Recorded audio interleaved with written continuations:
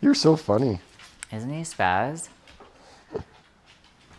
Yeah, like you know what's interesting is I thought having 5 dogs, because you have to give them all attention. Like you can't just pet one. Like you have to pet one and pet the other, and they're looking at you. I thought, how do people have so many kids? Because to me, you can't. And I mean, I know kids who come from big families, Yeah. and they have a lot. You know, it's not to say that all of us don't have issues, but I mean, you can't spread your love out if you have 6 kids. No, like a good friend of mine, there's 10 siblings, and in good portions of their life, they were kind of raising themselves if they weren't the problem kid Exactly. or whatever it was. Yeah, exact same with dogs. Right? We're definitely at our maximum threshold. Fuck yeah. So if you ever think this is a good permanent idea, just give us a call. No, I would never. Honestly, it's a lot for me. So show me that joint. So tell me about it first off. Oh my god, so pure prana organic Yeah. cherry thunderstruck? Thunderfuck. Thunderfuck? Yeah. So, well, I guess I grew it. We'll start there. So, yeah, that one I grew indoor and kept that plant alive for a long time. It's past now. So, no, so I took a cutting from it in perpetuity, and I've kept it alive since it's probably been alive for almost 18 months from that one selection. And so that one's growing out in my backyard again. And then, yeah, I guess that one will be done flowering in like October, just under the natural light of the sun. And I prefer outdoor I was gonna grown weed. say. That one's grown indoor, but Okay. yeah, it's. I guess you can never mimic the power of the sun perfectly with artificial lights. And in some ways, you'll even see the plants react in a way that a human would react if they spend too much time under the wrong spectrum. The Mm-hmm. plant will literally start freaking out and dropping leaves, and in some cases you turn the LED light down 20% and then everything relaxes and the plant goes back to thriving again. It's that like pattern of the bright light of the LED. So it's not a perfect Wow. environment to grow plants indoors, but you can really mimic a good space with like I guess a lot of modern equipment. It's become so easy to create a temperature, humidity, like full controlled environment where the It's a real science. yeah, definitely. Um, so I've been diving deep, but I think that's a really nice strain from an effects standpoint. The reason I kept it alive is the effects and the flavor. So it's like really sweet and sour, smells kind of like sour cherry blasters, and like tastes really good. But the effects are psychedelic. It's like kind of like old school weed effects. So I've found a bunch of different genetic lines that predate the government legalization of weed. I guess is kind of the moment in the sand where weed started getting ruined, and it was one of my motivations to grow. So not sure how much of a smoker you are, but I don't smoke weed at all. one day it could get interesting Do you when know? the package opens up. I'm always scared to smoke weed because I feel like anytime I did in the past, which was like high school, like a long time ago, I would, it would be like people be like, oh, to do it to be chill, but it would do the opposite. It's Hmm. sort of like people that can drink coffee and go to bed, Yeah, but like I drink coffee and it keeps me awake. It's like weed makes me super racy and paranoid. yeah. Well, there's different types all around, but there's certain people that it just doesn't agree with. I don't believe it's for everyone. Yeah. Um, the guy I use the plant, I believe I kind of take it from a good perspective, but yeah, some people, especially if your cannabinoid receptors are incredibly clean, Right. and then you were to have like edibles or something like that, especially if they're homemade and you don't know the exact dose or that type Hmm. of thing. Your experience could be on the like side of things where you feel like you're sitting in the front seat of a spaceship versus like having an enjoyable ride on Well, any. yeah, like that's what you're saying too, like the psychedelic effect. So you mean it's kind of like a mushroomy effect?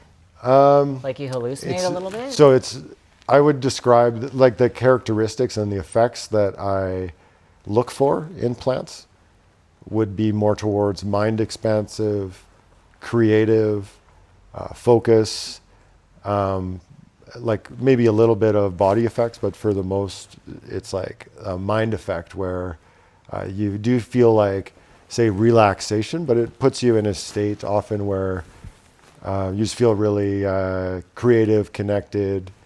Some people have different effects from the same strain, though, too. So I think it's probably more like human to human as far as like how it interacts with their specific biology versus like you could take one specific strain or cultivar of weed and give it to like a group of 20 people. And if they were all together, they might have a similar experience because of set and setting. But if they all spread out, they would have 20 completely unique experiences. Yeah, so like set and setting matters, but it's a really adaptive plant. It's actually like, I probably enjoy growing it and spending time with the plant more than consuming it in any way, shape, or form. Yeah, it's strangely enough, like probably one of my favorite moments of the day when I get to walk the garden and just spend some time with my plants. And it's very meditative, whether it's indoor or outdoor, different times of year. I always have something growing. Like they are alive. Like sometimes people are just like, that's a plant, walk by it, not really think much. But no, it's an alive being, an entity. Oh, yeah. It's Probably like more than that. It's like kind of like it's like alchemically alive. Like it's in a constant state of transmutation is the way I would describe the plants, where there's so much change at certain time periods within their life cycle that it's like amazing to watch it unfold. And like the plant has a lot of stigma around it still in 2025. And it's been used for different reasons, I guess, all through history, mostly to control different groups of people who were kind of using the plant anyways. So yeah, I guess like years ago, it was actually the country of Egypt that started the crusade to make cannabis an illegal substance worldwide. And governments around the world were sold on the idea more from the, if you create laws to make this plant illegal, the people who use the plant, you can then, create different elements of control and create a different grip on society. So there are people that it benefits for sure from various like health reasons or for whatever reason that they use it. But again, it's not for everyone, but it's so strange. It's a plant and it has that level of control over it, right? yeah, because you really do. When you get high, you act as a terminal to the drug. People don't realize Yeah. that the drug is now alive in you. Yeah, Are yeah. you serious? Yeah, and like it's such a beautiful plant. The interesting thing is any plant that has like beautiful aromas and flowers, like people grow roses all the time and don't smoke them. Right. But because the plant has so much stigma, it falls in this other category of like the shadows of the garden kind of thing. yeah. And yeah, I'm sure people grow them ornamentally or just to kind of see what would like expand and evolve out of that single seed. But yeah, I actually believe in using the plant in a conscious way, but like, not, what do you mean? well, I guess I taught a workshop on organic cannabis growing and had a small group of people come together and There you go. That's your ginormous beard and shirt. went through like a system on how to be successful with like your first harvest, because there's a lot of little skills to. Wait, what? You teach workshops on it? So I taught my first workshop this year on June 1st. And the entire intro of the workshop is really the reason why I grow. And for whatever reason, I've like wanted to turn smokers into growers to like just kind of teach people or inspire people away from the like government system weed. So first off, that weed has like bad energy to it. Like the government weed. The government weed, yeah. Here, wait 1 second. Yeah, so where was I? We You were talking about the government and how it's Oh, yeah. a bad buzz. Well, yeah, so like, I don't know, I believe the plant, and even since I've started growing it, what I've seen is that kind of built a bond or energetic relationship with its surroundings and who takes care of it. And it's a complete different experience if you just go to the local neighborhood weed shop and buy whatever weed and have it. Well, that's one thing, but I think it's even pivoted towards like very cheaply grown chemical fertilizers, just grown for the kind of cash crop of the medicinal value of the trichromes on the plant. And then they melt it down into a concentrate, loaded in these little robot sticks. Like, The government kind of people do. well, no, all the kids and whoever's using weed now, like there's people in their 20s I've talked to that have never actually like seen a flower, that their interaction with the plant is through like a robot joint, and you hit a button and take a rip, and you're getting like highly concentrated THC only, just dumping all through the brain and on your cannabinoid system. And it does create a bad experience with the plant in a very short amount of time. So it would say take it to where like you're not even really getting any effects from it, or and maybe like give you like a headache or like a really short, intense high. Because you're and then not just being make you- personable with it. Yeah, you're being exactly. artificial. Exactly. So you're taking something and you're making it in its strongest, most concentrated form, and then you're putting it in a delivery system that's like instantaneous and like a vapor right to the lungs through the blood-brain barrier, and it's there. It's boom. Yeah, if you would have told me in high school that everyone would be walking around with these like robot joints, hitting a button and getting high, I wouldn't have believed you. But that's how it's evolved. So Wow. I believe it's more about creating a relationship with the plant, getting to know plants from seed form, and then hunting through the variations and exploring and testing, and then I guess more or less sorting out what you like for yourself, and then not putting anything else into it except for like what works for you. And then the time that you spend with the plant, it literally does develop a bond with you.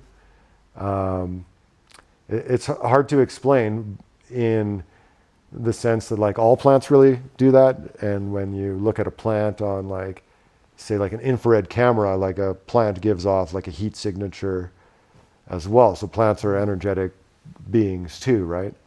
They're also products of their environment. There's all sorts of experiments with, plants and music and how they react to like different kind of frequencies in the environment.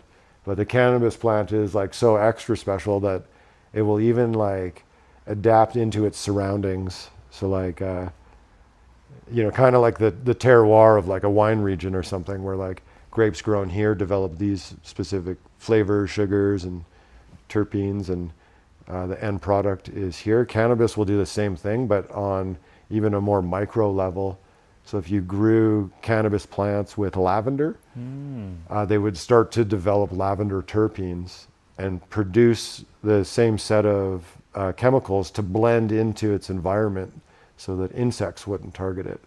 So it has a lot of very, it's an incredibly old plant, and it's been around just adapting along for And millions of years. insects wouldn't, so it's doing that. But that's the thing that always like scares me about plants, is they do give off that whatever you call it, so that the bugs don't eat it and this and that. I mean, plants really do Defense kill chemicals, you. yeah. Certain plants, absolutely. And but even the marijuana plant, you're saying, because it'll do it for the insects, so it won't Mm-hmm. eat it. So in a way, it's always like, don't come near me. That's why I'm kind of, plants make me nervous in a way, Yeah, well, to eat them. like eating plants is a whole other thing. I'm like almost scared of eating vegetables in the way that Yes. they react with me. It's, But that's because they're designed to kill you.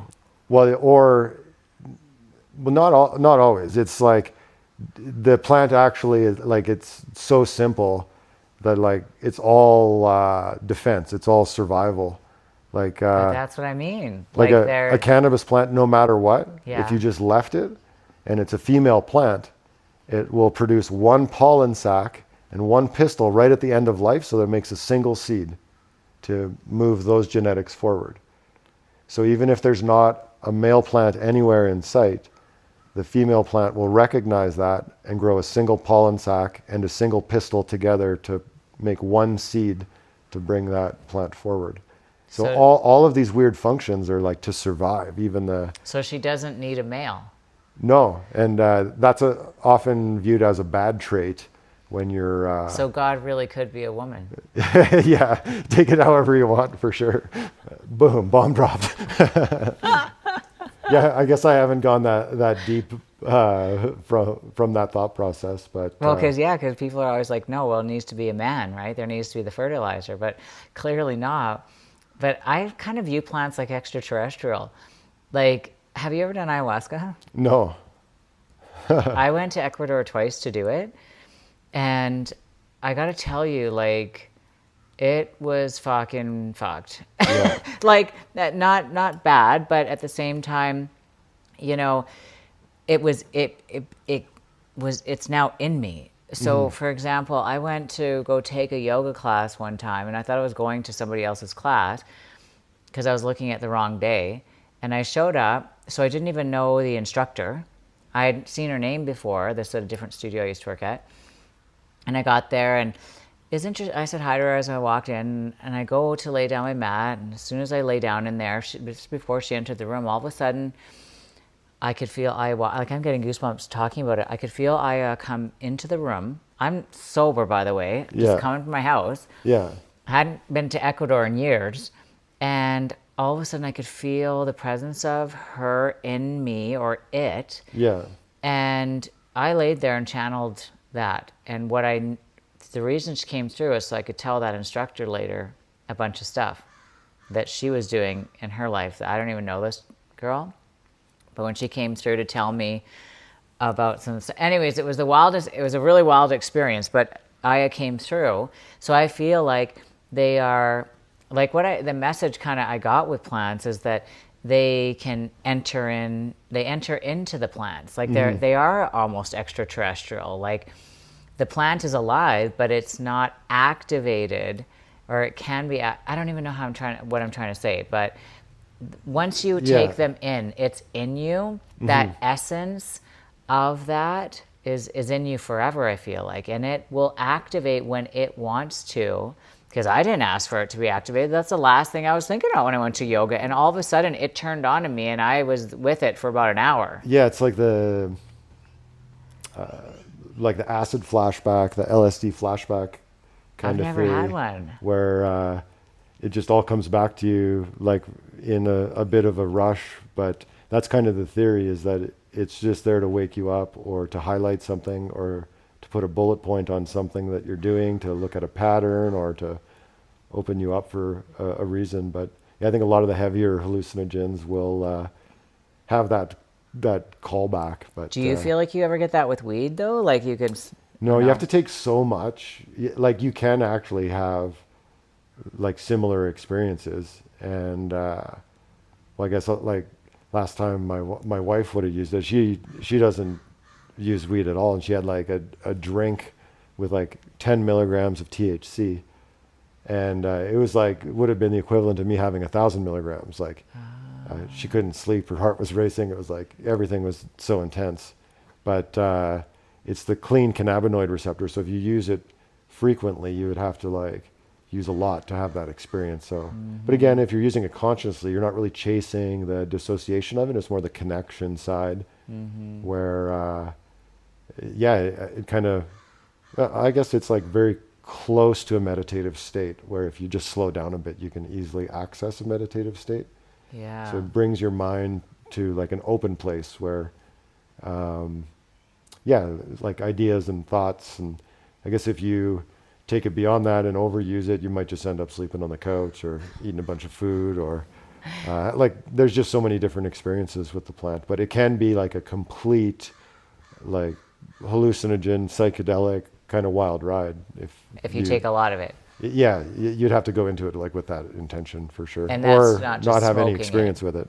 Be like boiling it down. I don't know how you do it, like a butter or something, or a gummy. That's what I wanted to say. Yeah, like you'd make some type of edible. So it's actually Yeah. it's a different compound when it's combusted.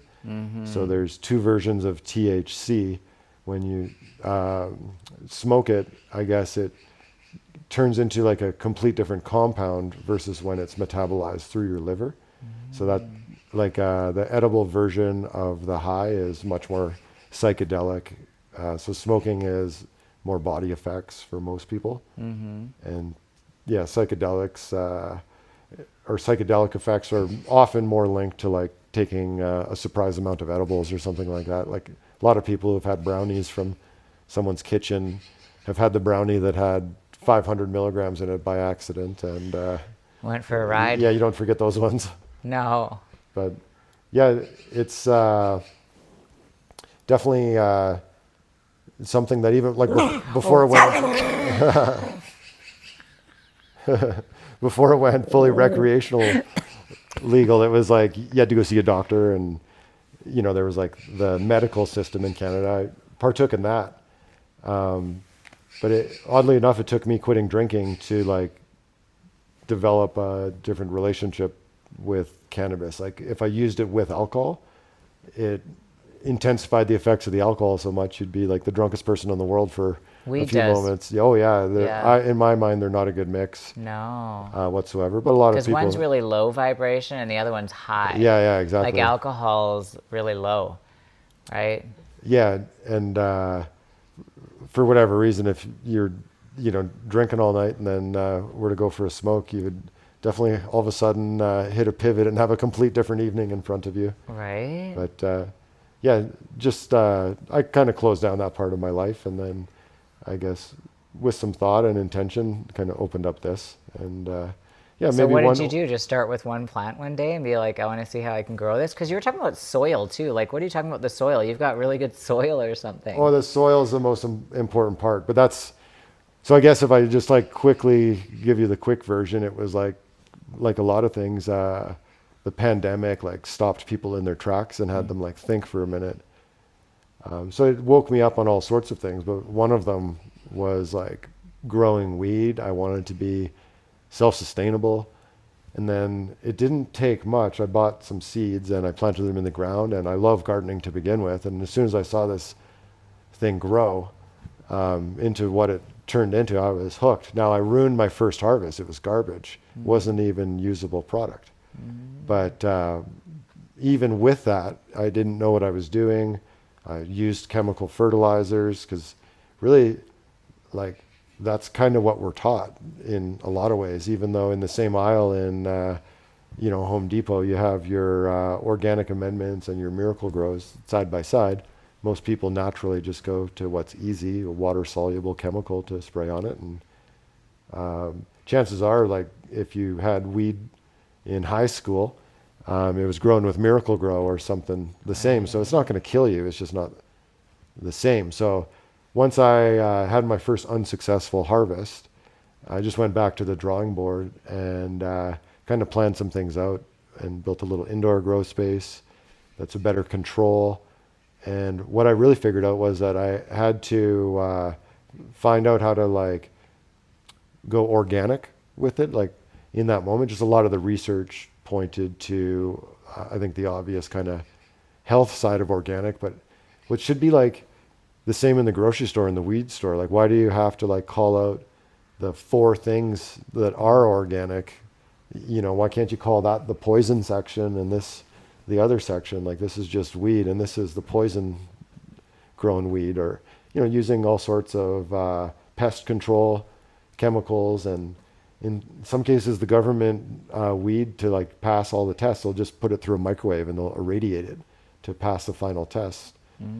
So wanting nothing to do with that, and then only looking at this like the top shelf part of the grow shop, I'm like, well, I must grow organic. If I'm going to do this, I'll kind of figure it out right. So just started going down the rabbit hole of soil microbiology. First test was like successful, I would say, like had a pretty good product. But then going back to my experience in the stores, it was more like, okay, what happened to the weed? Like, the weed is different, and it is different. So I then went, Like better? Or no, it's worse. So I'll Oh. explain what happened with the government system. Okay. And it's because the corporations got a hold of it, and they're reporting to shareholders, boards of directors, and it becomes about profit, not the plant at all. There's people who don't even use the plant who are making decisions on how it should move forward. So the decisions that were made where they selected plants that are very fast flowering so that they can get an extra production cycle squeezed in per year. So some of the plants that all flower out are say 90 to 100 days in the flower stage. Well, they're going to look for plants that are say 50 to 60 days in the flowering stage. And those last number of weeks, that's where the plant develops a lot of the unique compounds and flavonoids and terpenes and all this stuff that kind of gives those peripheral effects where in a lot of the grow facilities, they're breeding it till it hits the point where it's going to be at its maximum THC, and then they'll cut it off because that's the only thing that they're selling is the THC percentage. Right. So over multiple generations and time, they've essentially bottlenecked the entire selection of strains through to about 4 or 5. Like if you went through like the family trees, would go back to about 4 or 5 strains that were like just incredibly popular, mostly in California. And then in like the 2000s, maybe even 2010 kind of era. And then everything started bottlenecking so much that strains are becoming very homogenized all of a sudden. So like a lot of the flavors and smells taste the same. And will it get you high? Yeah. But it's kind of the difference, I believe, almost between like someone who likes a nice scotch and enjoys like the full experience of it, and then someone who's just going to go, you know, buy the cheapest bottle of the strongest percentage alcohol and kind of take it to oblivion kind of thing, right? So I'm looking to develop the flavors and all the compounds To have the in the plant. experience. Yeah, and then once I figured out the soil and like the health of the soil and really like how it functions and that it holds life force energy and that it's like this living and breathing system, and if you design it right, the plant just thrives. So it's about finding balance of like your macro nutrients, and if those go out of whack, same as like I've strangely related it back to my own health in a lot of ways. Same as the human body, if you're like, you know, your core minerals and salts go out of whack and you have potassium issues, your body's no longer has any of that like cellular level energy production. Well, the soil is the exact same thing. So you make an organic soil like a buffet that the plant can feed from anytime it wants. There's active compost and microbes, and So you put there's, like electrolytes in there or what? yeah, basically. So there's like, well, when I'm building the soil, it's, I guess it's like a base material of peat and cocoa coir is just like kind of the filler material, and then adding materials to aerate it. So like rice hulls or shredded hemp. I use the hemp because if you think about it, plants in the wild, they're growing in their decomposed ancestors. So the old plants would have just fallen on the ground. And what is inside those plants is enough life force to feed the next generation. And that's kind of how the soil food web works. So I've designed elements into my soil to create that. So I use hemp mulch with bokashi, which is a bacteria that helps it decompose on the top layer, and then shredded hemp in between to like aerate the soil. I use biochar, which is a diamagnetic material that draws like a magnetic pull of like ions from the atmosphere into the soil. So it literally charges the soil, aerates the soil, gives a place for microbes to live. So they're like little hotels for all the bacteria to live in. So even if the soil, say, sat in the corner of your yard for a couple of years and dried out, it would come back to life if it had biochar in it. The microbes will just kind of go dormant in the char. So it's literally charcoal that's agitated in like a whole bunch of bacteria. So I have these weird science experiments going on in my yard almost at all times. I really went down the rabbit hole of like Korean natural farming and being sustainable and permaculture, and that's where it's become real interesting. So then there's organic, but then there is like next level organic where you're making your own like microbes. And so that one of the terms is IMO. It stands for indigenous microorganisms, so that you're using the microbes that are natural in your area and you're inviting those into your soil. And it's been such a journey of like learning and exploring, and I'm so interested in it that there's so many corners to continue to go down. But that's what you want, is you want somebody that is so interested in it because it's a passion. And that's what separates you from the rest of the herd. Thank you. Yeah, it's like 'Cause if you're stems just from this doing- like love of gardening, so it's like authentic too. Like I loved gardening before that, I just didn't. But also like this really deep desire to have a connection with the plant, which isn't something a lot of people do because they're just coming in just trying to make the money from it, chop it down. Like it sounds like you're having this personal, like it's a very deep connection. Yeah, there's with definitely it. no money in this. It's about passion and Well, and money is good to come out of it, but I mean that you're having this relationship with the plant that it's just like it's spiritual. Yeah, and in some way I want to preserve genetics in a way. Yeah. Where like, because I've seen and witnessed the way that they're going, and I've found unbottlenecked old genetics from like all over, and like it's kind of my mission to like just preserve them in a way where like you have to keep them alive, and then you can make just like a general population seed increase and keep the strain the same, or you can play with crossing it and grow a male of this one and look for a male with all the characteristics you like, and then put that pollen on this flower and then grow those seeds and then see what comes out of that. So it's this never ending cycle of like exploring through seeds and genetics. And that's like the super exciting part for me, is actually like seeing what comes from the soil, seeing what comes from the seed. And now that I'm a few generations in on some breeding projects, I'm excited to see where those go and how I can steer it. And I'm excited to see where you're going. yeah, I'm excited. I'm excited scared. I'll to hear die. back on. I'd call you in like an hour. Adam, take me to the hospital. Yeah, go check yourself in. A paranoid outbreak. I'll probably have like a hallucinogenic experience because I don't smoke weed, you know? Yeah, I can't wait to hear about it then. Yeah, it's developed into just something so interesting, and like I think the plant has a big stigma, like it really does. And it's funny, I was talking to someone the other day about it. It's like, you know, in my generation, like my parents had the stigma pushed on them with like a lot of the fear mongering around it. You know, there was like kind of government propaganda videos against marijuana back in the 60s. Now the you know, government's like, selling it. Yeah, it was like the devil's lettuce, or you know. Yeah. But that stigma's heavy, so it's like, you know, telling my parents, it's like I might as well told them that it was like heroin, or like it.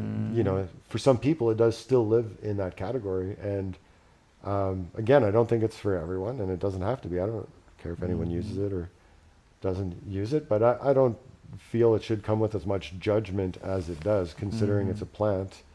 And yeah, like I don't know, if we went down to the river valley and planted 1,000 seeds, in a few years there would be like adapted wild grown weed that would just like come up like it. Where's weed originally grown? I don't even know. So yeah, there's actually like a strange amount of debates as far as like where like the motherland is, and most people believe it's Thailand, but yeah, likely in the surrounding regions of Thailand. And there's a bunch of different like very old farms, and you know, the mountains of Thailand, but it's all over, and there's all types of weed, and they seem to develop similar characteristics depending on where they fall on like the map, really. So like you could take a geographical line in South America and Africa, and the two strains grown across that line have almost identical characteristics.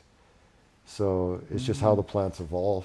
And then it's been around for so long. Like the history of the plant is actually quite incredible when you really get into it, where it like traveled around the world so much, and then it then developed into whatever those groups of people turned it into.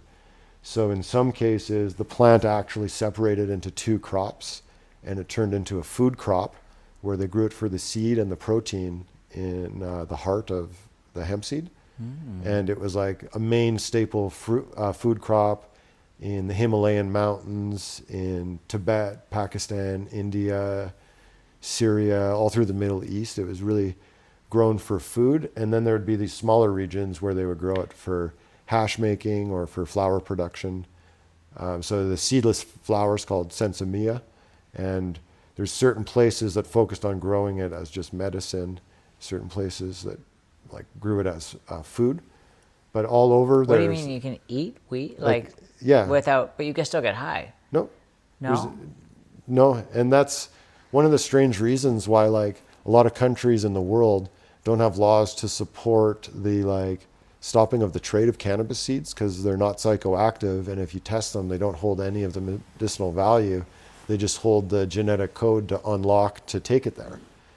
So yeah, like most countries, there's still some where it's highly illegal for seeds, but in a lot of countries you can ship and buy and trade One and of sell. my friends actually like watched a documentary on it and saying that in our brain there's a receptor that marijuana like it literally fits in like Yeah. a key, like perfect. Yeah, I describe it, it's a missing puzzle piece, and not everyone has the missing piece, but the people who do and use the plant, there's like a certain amount of people that try it, they're like, where have you been all my life? Like, what is this? Right. Like And then other people have a different experience, and that's, I can't even get, look at these dogs trapping me. I feel like it. so yeah, even in like, there's a history of like yoga and weed, and the ancient yogic warriors were like hired mercenaries protecting the trade routes when the colonization of India was taking place. They hired yogis as mercenaries because they were the strongest and Oh, wow. the fittest people. And it's interesting that they were, what's even where the term assassin comes from. It's, I guess, originally had an H on the front for hashasin in Sanskrit. And yeah, they were hired to protect like these valuable kind of trade routes along the way to take stuff out of India and to trade it in a. That is crazy. Yeah, so like countries all over the world have a history. One of the strains I procured is a landrace heirloom strain from Greece, and a lot of people don't ever think of Greece as being a country in the world that has a rich history in marijuana. But because in ancient times there was Greece kind of moving through the land, taking over, building these, little mini fortresses all over, all through the Middle East, like all around the Mediterranean, Eastern Europe. One of the things that they did was they collected cannabis and they brought it back to the mountains of Greece. And so specifically one of the strains that I procured was one from Greece because it just had such interesting lineage, history, and also the effects had been bred for hundreds of years towards the psychedelic effects. So you have a strain of that? Yeah. So that one's heirloom strain from Greece. It's called Kalamata Red. What do you do? Just like order a strain online? Like I don't Well, get it. I've scoured like the bowels of the internet to find the right people because there's also scammers out there like anything too. So you need to find people Legit. that are legit, that have, I guess, a proven track record. And it's funny, you can almost tell the people who are like over marketing their stuff, that's probably the more modern, homogenized stuff. And then, yeah, there's some strains that are on the newer side that are kind of still good, that are unbottlenecked as well. But it's about understanding the lineage, the history, who bred it, where it came from, why they bred it. And there's a local guy that I've dealt with who's like a breeder who's been breeding for over 30 years from Vancouver Island, and now he's up in Edmonton. So I have a local guy that I've got a bunch of really good genetics from, and then stuff from the UK, the States. There's people that are like purists who have like made their seed library the Switzerland, where like they're just creating borders, and it's like I'm not allowing all of these modern things to infiltrate in, and they'll continue to breed within their old school line of selection. So it's people like that I would go to. What's your favorite strain? Like, what's your go-to? That one's my favorite, the Cherry Thunderfuck. So that one is a landrace from Alaska called Matanuska Valley Thunderfuck, crossed with a heirloom strain from Hawaii called Hawaiian Cherry Bomb. Okay. But it's the flavor and effect. Like Oh, Jesus. Okay. there's a guy You who's got guys, it's okay. a weed company in the States. I believe he's in like Colorado or something. It's like the best marketing ever. His company name's called Weed Should Taste Good. And it's like such a good tagline because it should if you're going to be consuming it. Totally. So that's definitely something that I would breed When you say towards. consuming it, do you mean smoking or eating it? Smoking it. Okay. Yeah, and some of them like Okay, more. Lay down. smell and taste horrible and have good effects, but it's missing that box for me to check to say, okay, this is something that should come forward with me, or I'm going to breed with this, or whatever the case is. So, yeah, I guess I don't really like live in the favorites. I like to have a little variety and selection. Yeah. And, yeah, Do so- some make you more chill and some will give you more energy? yeah, some will like be like a race to the bed. You're going to fall asleep pretty quick. So that, yeah, I'll Really? usually have a heavy hitter for just like the right kind of mood or like Right. type of day where you just feel mentally drained and want to shut things down and have a good night's sleep and really rest. But yeah, probably sleep was the first reason, well, the first one I told myself anyways, of why I wanted. I think that's a use it, lot of but people. It evolved from that too, though. Yeah, I think a lot of people would You kind of need have that. to sleep, to relax. And Yeah. it's yeah, kind of a good undoing of like the winding of like anxiety type energy. Yeah, like and that see, it inner would give me spiral. anxiety, but maybe if Yeah. I took the right strain, Yeah, it would relax me. yeah. Like in the yoga philosophy, like the two main meditative states, it's like your focused meditation, that like inward meditation, and then like your outward meditation, the expansive, the dharana. It brings you more to that state, most types of weed. So that could create like an outward spiraling, which I think some people feel that as anxiety too. But it's like that upward and outward moving of energy, that it's that like connection that I think maybe gives you the creativity from the weed if you're open to it. Yeah. Do you want a water? Yes, please. I know. Let's You do know what? I water. didn't set anything up. And I'm, these dogs. See, even just being around you, I'm not even high and I'm getting the munchies. And the munchies are a bad part of it, but that's strangely that's part of the focus. That's part of the focus that the weed gives you. It's like a very primal part of your brain, and it's a survival part of your brain, which kind of taps into that plant's will to survive and to carry on. So it's like the hunter's or the warrior's focus, and it includes a little bit of tunnel vision. So if we were alive 1,000 years ago and on the plains looking for a buffalo, and all of a sudden strategy came in and we were working together, our minds would like hone in, and it's that like to get you to that meal. And like thousands of years ago, a hunter that was successful, like that could almost change the history of like the tribe's next couple of months. And it was such an important moment that it's like the human brain, the cannabinoid receptors are there to give you that focus, and meditation opens the cannabinoid receptors as well. Like, do you And- have good meditations when you smoke weed, or like?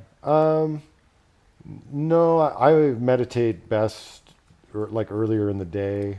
I find it easier to slip into a deep meditative state, like really early into the day.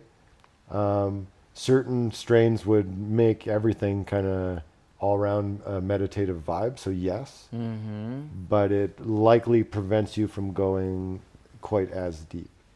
But yeah, like I wouldn't recommend anyone use like cannabis and breath work, or like cannabis and like mushrooms and like other You don't want to mix it. types of modalities. Yeah. Well, yeah, because where- breath work does get you high anyway. yeah, exactly. And I don't know. I think it's kind of best served on its own for the right reasons with the right intention. But yeah, the Yeah. munchies can be a battle. Right. Like that's discipline. Like if I'm gonna get wild on anything, there's like a bag of frozen mangoes that might get a good hit in it or something like that. But my diet's so clean. I've taken steps to remove all of the food demons from my mind, and I don't have those voices in my head anymore that like Wow. get me to the fridge or the Teach cupboard. me, Yoda, your ways. Yeah, it's funny Funnies. when people ask me. I almost default to like, I don't know if you actually want to know. How, like, like, like I tell don't know if you me. can do what I did. It like it's been a long process, but it started with quitting alcohol. I have lived most of my life in some state of like full metabolic dysfunction, and quit drinking, and it opened up this like window of clarity where I started just like analyzing some things, and I never went back to it. So it started, I was just going to not drink for 2 weeks, and it's now been almost 10 years. Wow. Yeah, and I guess just quickly on that, like my relationship with alcohol was not a good one. Like I grew up in Eastern Canada, and I think as you get to Ontario and East, it's like this drinking culture sets in. And by the time you get to Newfoundland, it's life's a party. Yeah. And in Ontario, I would say like where I grew up is like working for the weekends. Friday shows up, and you know everyone's grabbing a case of beer and finding something to do to go have that beer, and it's like this like cycle that just kind of perpetuates forward. And like I've never seen any substance or drug like alcohol where if you don't use it, you're the problem, and people question you. And what I didn't realize when I quit drinking is that I would have to find a lot of new friends, and the alcohol was the bond on many of the friendships, and it was kind of the lubrication to take away the awkwardness, to hide the fact that we didn't actually like have anything in common besides alcohol. Or that was an important step for me, like in my life. It's like definitely a turning point, and it just gave me time and space to figure it out. But took me a few years, and like I just love food. I still love food, but I had to like take a step back, and just because like it tastes good and it's from scratch. So I would make food from scratch all the time. I still do. I just cook different, but I would make fresh pastas and pizzas, and I'd make breads from scratch and French baguettes, and like Wow. all this different food I could make. And that ultimately was the curse that slowed me down to figure out my diet, is that I just loved food. I loved cooking. I loved the process of exploring and figuring out the flavors. And then Kind of like you do with weed and everything. You yeah, know yeah, what I mean? exactly. Like you're really involved. Yeah, chefing the weed. Yeah. Yeah, that's a funny way to think of it. You should actually call one of your next weeds the chef. Maybe I will. Chefing. Yeah, yeah. The chef. I like it. Very to the point. Right? Just put a little cooking hat on top. Be awesome. Yeah. So when I like came to the point where I was going to start to figure out my diet, it's like I was curious. My mind was open, and it was one of my friends, actually, like my best friend Tony is one of my wife's childhood friends, and he lives down the street. My daughter calls him Uncle Tony. Like he's part of our family. He literally, maybe 6 weeks before he came up to me, he quit drinking so that he could try the keto diet. And this would have been during the pandemic. And, you know, I think a lot of people that were waking up were figuring out that the system was kind of working against them on multiple facets, food being a very important one. So like if a friend ever grabs you by the shoulders and like stops you in your tracks and says like, you're doing this is designed for you, you will figure it out, you'll feel so good. And he said, give me 5 days. By noon on the 5th day, you will call me, and you will like just be raving about how you feel. And so I went keto. I cut everything out, big elimination diet, and that was its own kind of journey. But what it did, looking back, was it was a tool to remove things from my diet so that I could analyze it further, and then it was never sustainable. And once the Americans got a hold of the keto diet, it got completely bastardized, and all these like poisonous sugar substitutes started just getting flooded into people's systems.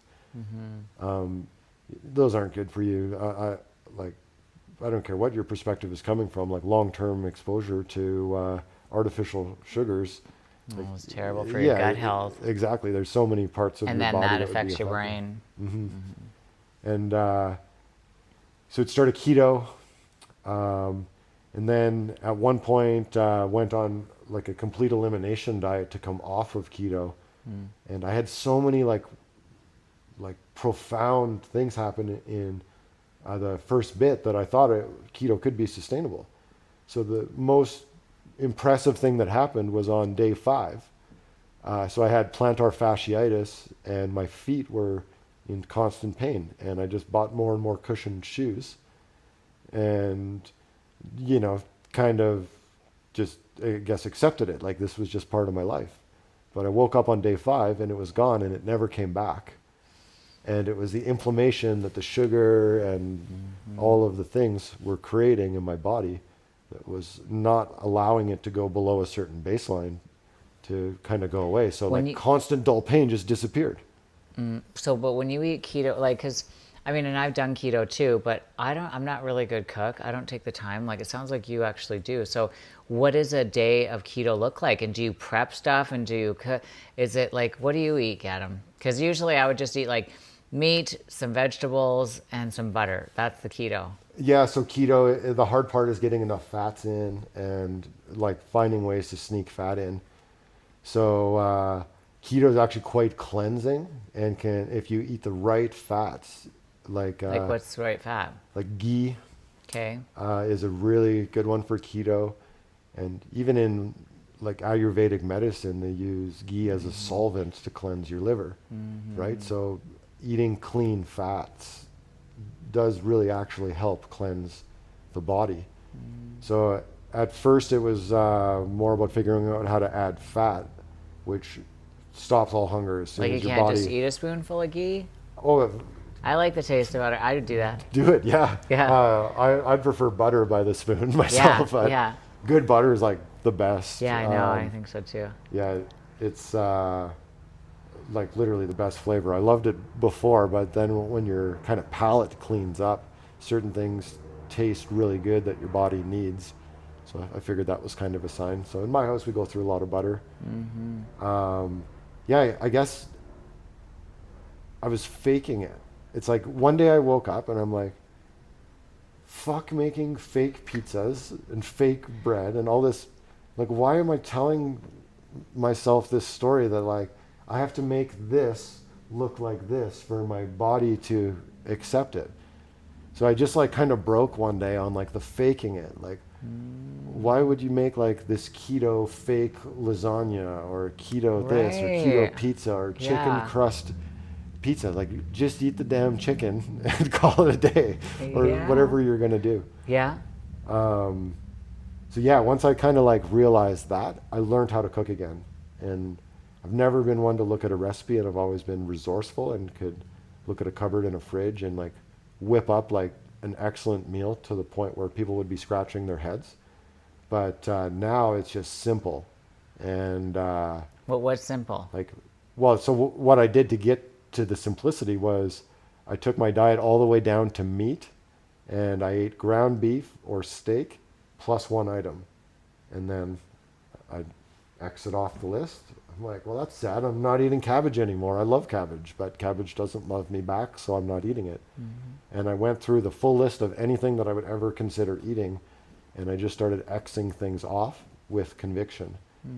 And when I got to the end of that, everything was off the list, and it became to where now like I legitimately look at a food label as a warning label. So if it has, that government of Canada approved warning label on it that you have to read through to decide if you're going to eat it or not. It's like I don't even go there, and so it's like kind of one ingredient things. So Like a carnivore.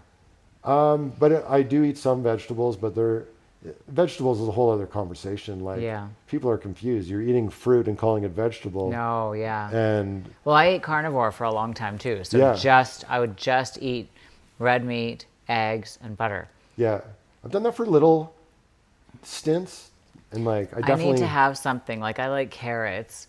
I'll use carrots. And then, now I'm just eating everything and anything. I got to get back. So carrots, that's one that came off my list. Going back to defense chemicals, we'll loop it back to weed. Carrots have defense chemicals that I can tell. Lots of vegetables, and what's interesting too is like once you like clean it out of your system, and then you go to reintroduce, like your body will tell you if you're listening, like if that, like what's your criteria? Okay, you're eating something, you want it to like taste good. Well, that's one box. You want it to digest well. That's another box. But also, like, why are you eating? You're eating for fuel. So it's like you shift the time period where you're not eating for like immediate instant gratification, for the dopamine, for the flavor, for the explosion of, the Dorito effect of all like Yes, the high of brain, it. yeah, the brain meltdown, wondering what's going on and how can I get more of that intense flavor, right? Like again, that's a survival mechanism. If you were out hunting and you came across an apple tree, you'd probably eat apples till you couldn't eat apples anymore, and then go back to hunting, right? Like animals will find like let's say a fresh pasture, and they'll just clear it out, unless the plants have a compound in it that will like help kind of steer it away. One of the biggest things that people eat unknowingly is anti-nutrients or saponins, and like the chia pudding that like certain people have gone through stints Yeah. eating. So the stuff that turns it into pudding is the saponin, which is a compound that when the seed gets wet, it develops a slime. Yeah. And the sole purpose of that slime is the survival of the genetics, to pass that seed through your system fully intact and ready to germinate. So it goes through the system in a way where it's in a better position to germinate, and the shell mean of the your body seed could be doesn't- partially broken down. Okay, so your body doesn't take the nutrients, you just kind of shit it out. Well, no, even worse than that. So if you, let's say, ate chia pudding every morning with all that saponin in it, all the other stuff that you eat, It binds it. yeah, it like makes like a film or like a coating on its Wow. way through, so that like like there's even trends towards like people drinking pH water, and you're basically reducing your stomach's ability to like break down and digest food. So if you drink that water as the only thing you would be consuming, you're taking away your body's ability to extract nutrients from the food you're creating or ingesting to create that energy. That like energy production side of it involves like the breakdown of it into like all of its individual kind of components, so that it can absorb into your body. So like plants are interesting, and that's what I learned from taking extreme measures with my diet, is that like if you give everything kind of its one shot, like I basically kind of went carnivore to do it almost in a way. I could almost be carnivore if like I had to for a long period of time. You do feel quite good, and your brain feels very alive, I would say. Carnivore, like your brain lights up. So I can see why people do it, but I don't believe personally for me that it's sustainable. What vegetables do you eat? I guess starchy ones. So for carbs, sweet potatoes. I would eat tomatoes, but I would prefer to grow them. Squash. Yeah, the list is pretty small. Like So those ones your body can take and you don't have a weird reaction. Yeah, But it's interesting that it's like, yeah, sweet potatoes, and squash. Like, wow, okay. yeah, and so certain root vegetables, and then the vegetables that are fruit, but then some of them don't agree with me, and that could be how it was grown too. Like, what'd you have for breakfast today? Oh, I don't eat breakfast. Okay, so what did you have? Breakfast is a psyop. Yeah, but what did you have for your break fast? I haven't yet. You haven't eaten yet? No. So I only eat when I'm hungry, and But it's like 1 o'clock. yeah, like I said, I have no food demons. There's nothing driving me to go eat. Eat the unless cookies it's like that- I do, or the crackers, or the giant chocolate bar on the counter? Yeah, the chocolate bar. You probably walked in there. What the fuck is this? Like, Who lives this way? me? Yeah, so I eat 2 meals a day, one small one big one, and I eat intuitively. So some days I'll eat a couple thousand calories, and other days I'll eat, like I can tell when my body needs fuel, and I'll just go with it. So I'll eat a lot more fat, especially those days. Yeah, I'll have like coffee, and I'll have some things. I'll also do fasts on purpose, where like I won't eat, say, for like a 48-hour. I've done 72-hour fasts this year. Wow. And I don't change anything with my life on the fast, so I'll still practice yoga and teach yoga. And in a hot room on a 72-hour fast for 5 classes and 3 practices it's almost like an accomplishment. And the crazy part is you feel like you have so much vitality and energy, and like you feel really good, and your body is cleansing. It's going through all these processes because you've given it a pause.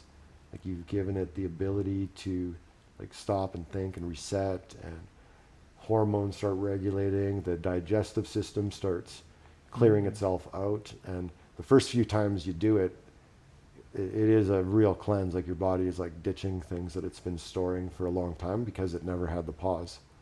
So I'd say that's probably what scares people away at first, is like your body wants to purge.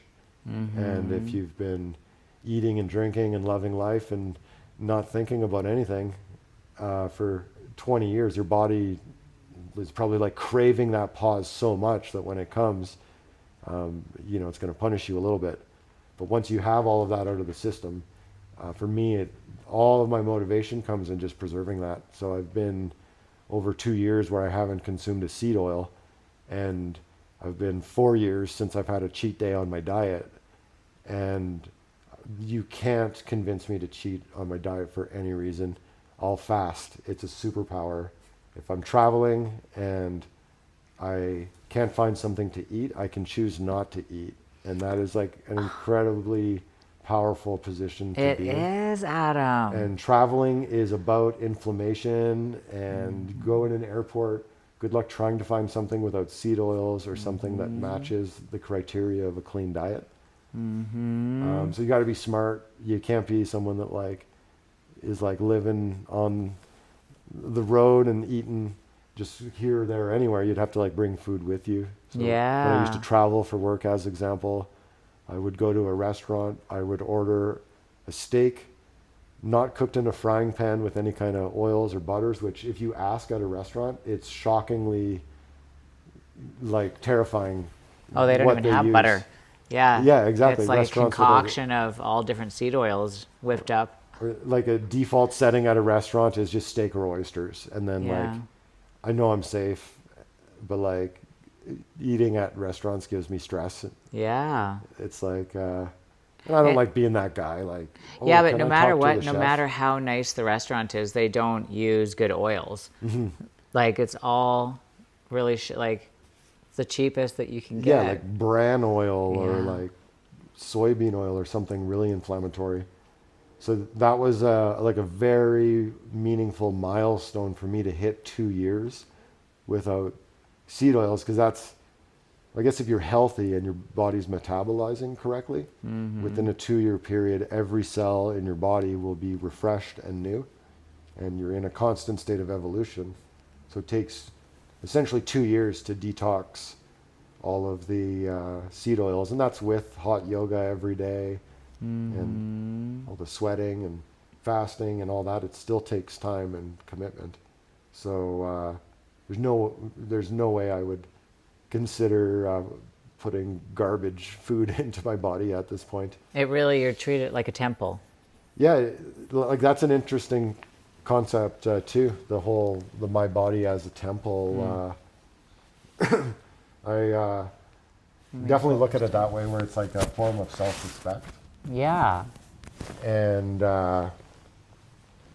yeah, it like makes your body function optimally, where like the metabolism is a switch, and I believe personally, now that I've kind of lived this way for a bit, that it's a powerful ability to switch from fat and sugar metabolism at the drop of a hat. So if you're fully fat adapted and sugar adapted at all time, your body is like really running on cruise control and has the ability to kick it to high gear within the same day, within the same hour, without introducing any extra food. It's just running on the reserves that it has. Now, if you introduce food, it'll change your body's ability to perform, sometimes good, sometimes bad, depending on what you eat. So like I would never eat, even within like 3 hours of teaching yoga or 4 hours of teaching yoga. I don't like the way it makes me feel. Even takes away some mental clarity and things on that. Right. Like when you eat, your mind goes away from focus, and yeah, your blood and your systems are now looking to use that energy and that fuel and break it down, and different systems are working, right? So it takes away from your ability to connect your mind or your consciousness, and it goes to kind of running the systems, running the play to extract what it needs to from what you just took in. Yeah. So I would say eating even takes away from your ability to hit a deep meditative state. Oh, yeah. And yeah, for my Kundalini practices, I always practice fasted. And yeah, I think that would be somewhere where I could really test the theory for sure, because you do get into very, very deep meditative states. But yeah, all the twisting and grinding with a full stomach sounds horrible too. Oh, yeah. I mean, it really is. And you want to be like a channel when you're in there, this vessel for consciousness to move through you. And when your body has so much, you just become this heavy meat suit, and you don't have that same sort of conscious flow through you. Yeah, well, that's the core premise of treat your body as a temple. Is it's like temples are designed with like a high level you know, kind of idea as like a place of worship and frequency and healing. And if you're turning your body into the temple, you're also setting it up for what you're saying, to channel, to allow like frequencies and vibrations to either like sit with you, or Well, to move through you and for you to be heightened to them. Because, I mean, we really do have God consciousness running through us. When I say that, I just mean connectedness, period. But we can't hear it and be aligned with it when we're too heavy with all the other crap in us. That makes us codependent. It makes us needy. It makes us anxious. It puts fear into the body. Yeah, and they're like, I know exactly what you're saying from the standpoint of like, we, maybe even on the very small scale, you and I sitting right here, but I find like out in the world, it's like so not the norm to like lead with self-respect and like honoring yourself and being energetically like open and exposed. I find people guarded and distracted, and whether people are obsessed with hockey games and football games, or binge watching Netflix series, or there's just so many ways to like Numb out. yeah, I heard it referred to as like a weapon of mass distraction. Like just everyone's all distracted, whether it's social media and your phone or whatever the case is. But those are all things that just bring you down into lower frequencies, and yeah, I think prevent you from building those meaningful connections. And yeah, I honestly believe that everyone has like all sorts of capabilities like built into the human form that are just simply like suppressed from the way we've been raised and the way, not only like our lives, but like our parents' lives and our grandparents' lives. It's all of the stuff that they lived through from, say, the beginning of the 1900s through to now, the last 125 years, last 3, 4, 5 generations have taken people to a place where there is like a big disconnection from the fact that like you're more than just like your physical body, you're more than what you see in the mirror when you look in the mirror. And, people like farm out a lot of their like decision making capabilities and just give that away to people as example, like, whether it's to the government or to a doctor or a teacher. Like I think we just in general, like as a society, give too much of ourselves away and just have this hope that things are going to work out in the way that we want when we give a lot of freedom and rights to other people to make choices for us. And that's probably the foundation of like, once you can figure out some of those things and stand a bit taller, it's, I think one of the ways a lot of people in this modern time are maybe finding a spiritual edge that they didn't have before to explore. And that's what I mean by that whole codependency is like when the body is really bogged down, you're constantly needing, you're not having that consciousness move through you. You do give your power away. And then it keeps going to the pharmaceutical companies. It keeps going to these big food companies. And you just stay dumbed down and are easily programmable and manipulated. Yeah. Full codependency to like the system. I guess we could start on politics, but it would be a whole other podcast. That's a whole other podcast to go to. But what's really cool is like, okay, I'm looking at my cookies. I'm like, okay, as soon as Adam leaves here, I'm going to eat all those cookies. I'm running to the chocolate bar. And then I'm like, no. And so it's actually really inspiring because I have eaten clean many, many times in my life, really clean. I do feel a lot better. And then just as of recently, I've fallen off the wagon with like a bunch of stuff. But such is life when you're going through certain things, right? Yeah. But it is like so inspiring. You are.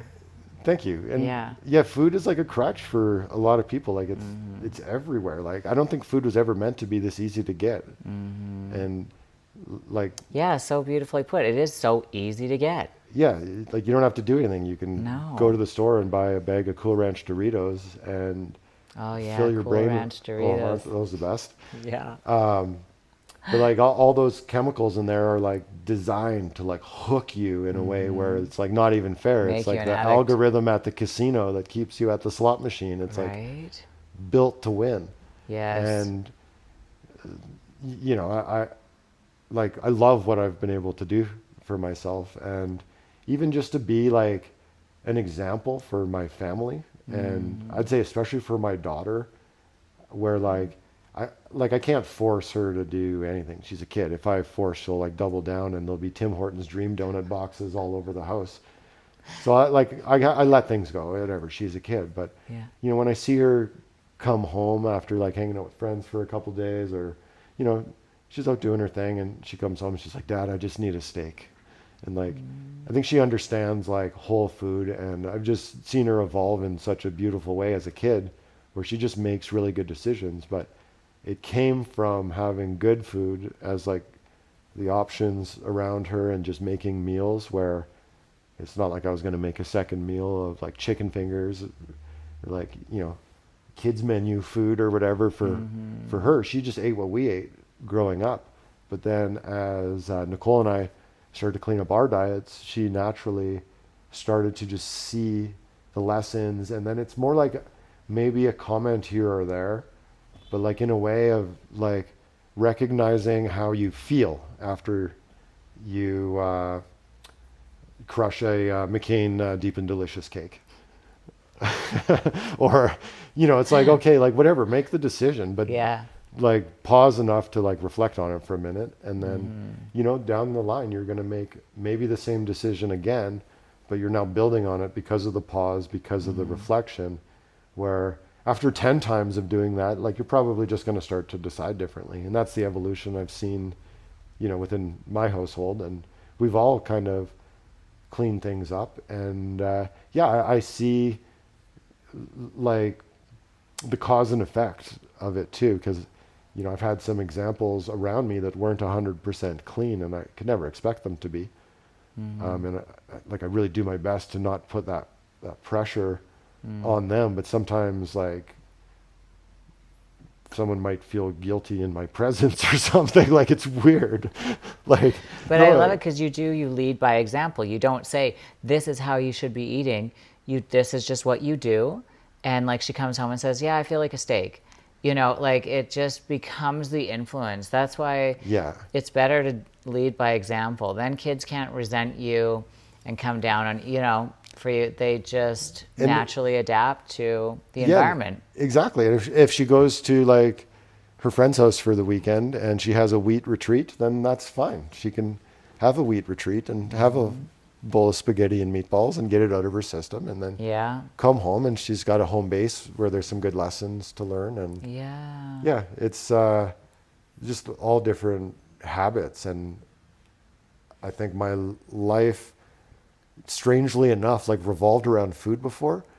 Whereas like funny, when you eat 3 meals a day and you're on the North American food programming and you eat delicious foods and make elaborate recipes, you're literally always thinking about your next meal. Like the amount of space in my brain is like incredible.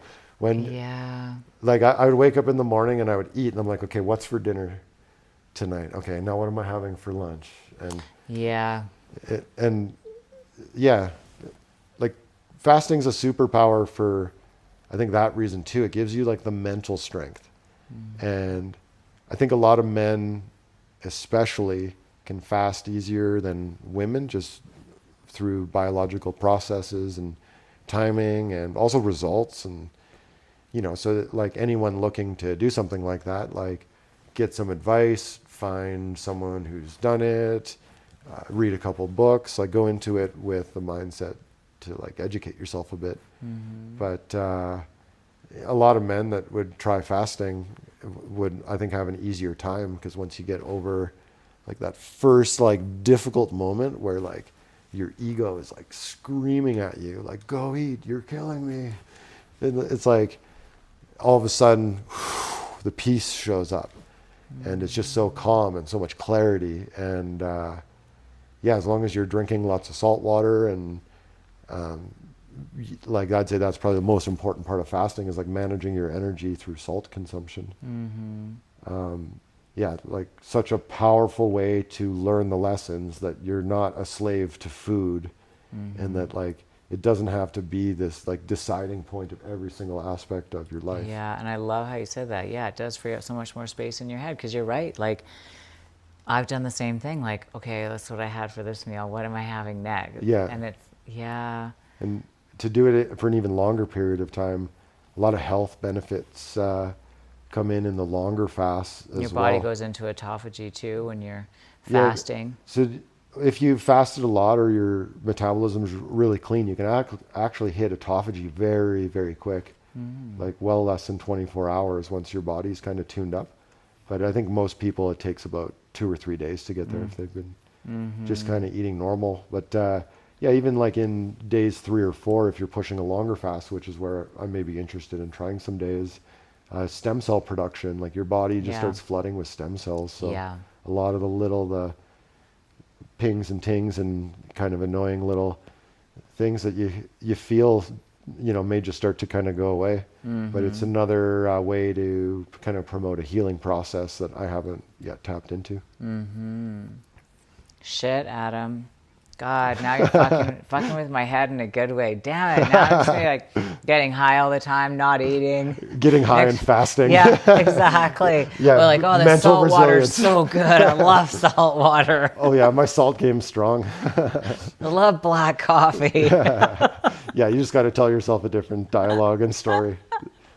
Yeah, I honestly knew that we had some like similar thought processes on diet, but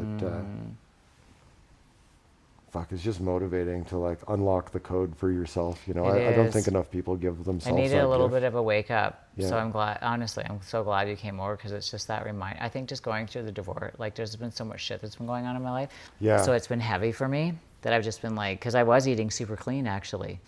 And then it's been like, Things just sneak their way in. Yes. yeah, yeah, because I'm trying to sift through all the other stuff, with what was going on. Yeah. But yeah. It's yeah, and it's okay to have those experiences too, especially if you've built the baseline knowledge that you can go back whenever you want. But yeah, honestly, I would never even like look down on someone for coloring outside the lines or for having a cheat day on their diet. It's just that's Yeah. not for me. Yeah. I'd rather just live without all that noise and It's me too. That's what I mean. Like, I'm so glad you're here today because it's that reminder of, Yeah. I had so much more space in my head, like you said, and just felt more powerful and in control of my life, yeah. Oh yeah, that's a definite side of it too. right? Like, I felt quite out of control at times Yeah. due to how I've been, again, treating my body.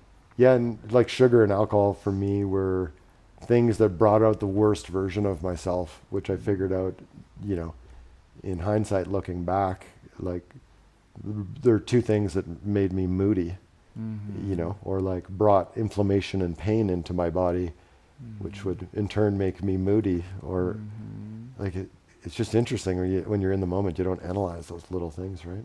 No, I know. Yeah.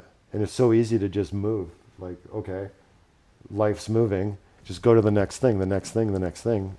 10 years goes by and you've completely torched your diet, your health, and like everything. Right?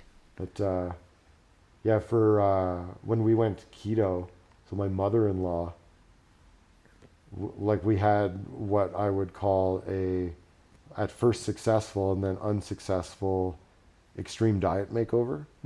So we went to her house, we cleaned her cupboards out, we meal prepped, we put ketogenic friendly food in her fridge, cupboards, and freezer. And she lost 100 pounds in a year. She removed every one of her prescription medications. No. And her doctor was telling her to get off the diet as quick as possible the entire way along. She's like, that can't be right. And so she removed all of these medications from her life. She went to a fucking Christmas buffet and like started hitting Christmas sweets and then couldn't on her own recapture that level of control and intervention. And it's like we had to stage an intervention like Wow. but it was for food. And we thought learning all the lessons and then seeing it. So like that has also been, I think, a good example for my family to witness that like that there are two ditches on the road and you can take one maybe too far and be too extreme and then bounce all the way back to the other one. And that's really like a very unhealthy way to live. Like it's got to feel bad mentally, physically to go through those extreme body changes and mental changes. And, you know, we could completely see the impacts of the diet with her from the standpoint of positivity and what we were talking about with like the body as a temple and different frequencies start to reverberate in your body as if it's a temple. That started happening to her and it's real. I saw it. And then the sugar demons came back and old Lynn's back right away complaining about everything. Like possessed. Yeah. And it's like such an interesting standpoint to see it as a witness. But and also to be part of the intervention and like actively involved in parts of it too, right? Wow. But- Adam, I love that. Like, that's love. Yeah. But Like- well, now it's kind of sad because we've just realized we can't help her and there's nothing we can do. So we're just Yeah. going to let her make her own decisions. But yeah, at least we've done what we could and tried to give her just a little bit of like heartfelt education and steering really. But yeah, the food pyramid's fucked. Totally. Like I can't even believe that was a thing looking back at it. And so many people are like waking up that aren't even fully awake, but they're awake to that side. Like, hey, I remember like 50 years ago, like being sat down and told that like grains are the most important thing for you to eat, and like it's the foundation of every meal. And like I just can't believe these things are still taking place today in governments, and like it's absolutely insane. Like it just keeps feeding the machine of all the stuff, you know? It's like making the fat cats fatter, their wallets. Yeah.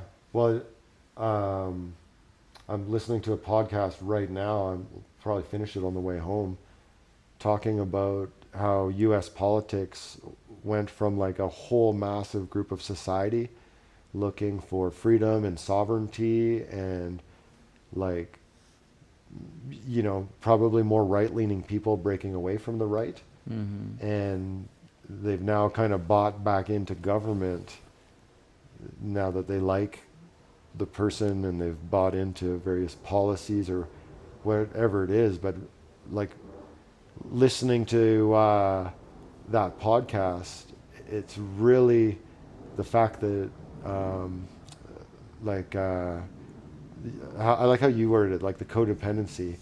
It's like the fear of not having that government attached to you is so deeply rooted in so many people that all these people who are on more of a freedom and sovereignty movement just went and chained themselves back to a government party and set of policies that still involve someone else making decisions for them about their health, their future, their family, their finances, whatever it is. They've now bought into giving away that right back to the government and have the government being able to make decisions on their behalf. So the whole red team, blue team idea doesn't really work in my opinion, but it's interesting to see it highlighted in modern times that it's just a shift of power back to gaining a little more control. But yeah, the food is like right in the middle of that whole battle in the States. So on one hand, it would be nice to have government creating policy to support you. But on the other hand, fuck it. No one's coming to save you. Save yourself. Yeah. Nobody's coming to give you an intervention. Yeah, A food exactly. intervention. Yeah. Yeah. Imagine that. Right? Aw. Okay, so you can, how many dogs do you want to take with you? I'll take all 5. Just have to get a horse trailer.